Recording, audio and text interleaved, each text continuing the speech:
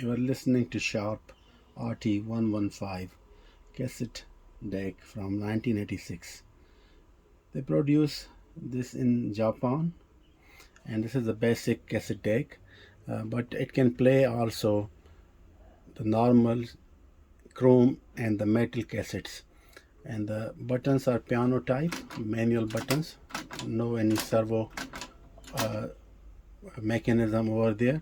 You have two microphone input and also the headphones, and these are the recording level from the microphones or the line. You can choose on the back side. I'll show you back side. You can choose when you use these for the microphone and for the line in if you want to record. And this is for the Dolby noise reduction, only B class, and this is a normal, and if you press both in metal and only one, then it's a chrome.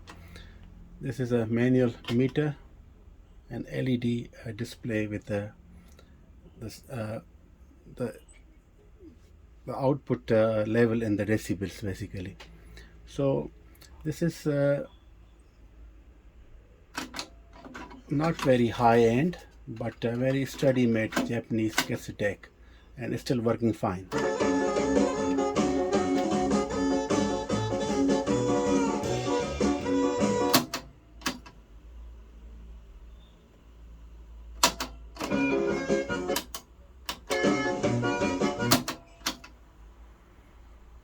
It's a two-head mechanism, record and play only.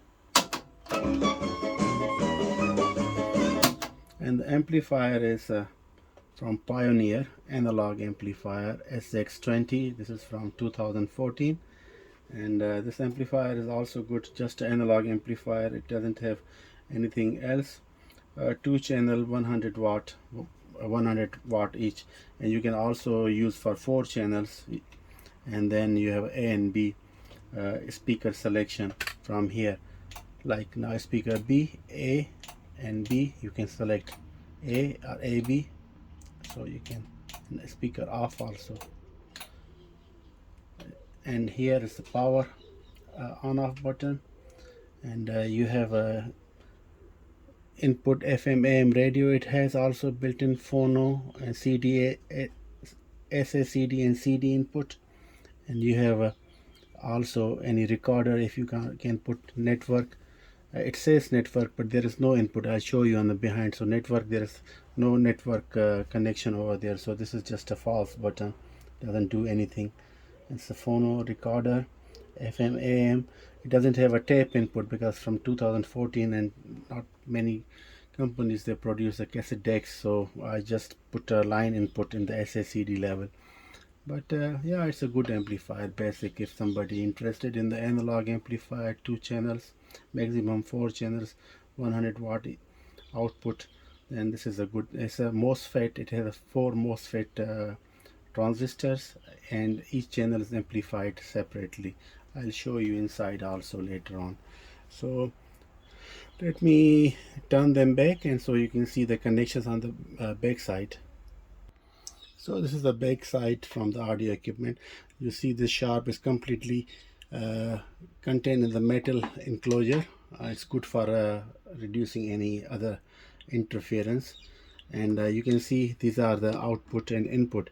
And this is the button I was talking about. If you wanted to, for recording, use the line in, then you put on the line. If you want to use microphone, then you have to put this over there, and the front microphone input will be selected.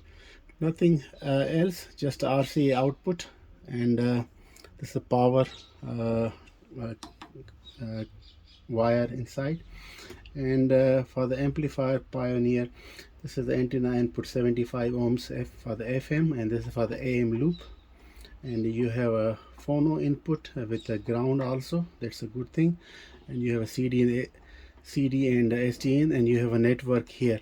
So maybe if you have any other network drive, you can attach over there. So I was wrong. I was thinking that because I did not see any LAN connection, so I thought the network button is false, but I was wrong. Any network device can be also input here. For example, to play the Spotify or something else, you know, so Sonos device, you can input also here. And this is for the recorder in and out. So basically not too many input, and these are the channels, two channels B and A speakers, total 4 channels.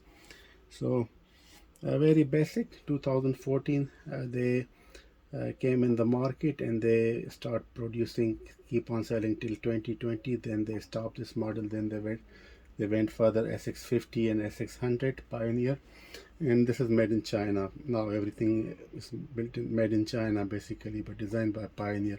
But this Sharp is made in Japan from 1986.